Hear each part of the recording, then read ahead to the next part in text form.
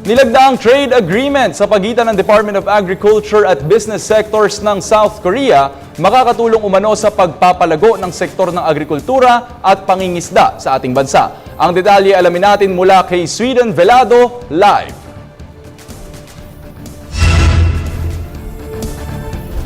JC, kabilang sa mga programang mas palalawakin ng kagawaran ng pagsasaka ay may kinalaman sa technical cooperation sa food safety at food production system. Ito ay sa pakikipagtulungan ng bansang South Korea. Sa ginanap na press conference, binigyang diin na mahalagang magkaroon tayo ng sapat na supply ng bigas at pagkain upang matiyak na bawat isa sa ating gayon din ang animal livestock ay nakakakuha ng wastong sustansya sa katawan.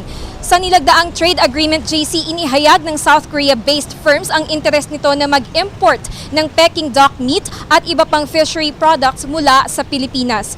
Samantala, patuloy ang pagtanggi ni DA Secretary Proceso Alcala sa pagkakadawit ng kanyang pangalan sa NAPO list kaugnay ng PDAF scam. Aniya, ang ginawang transaction ay hindi naganap sa kanyang termino.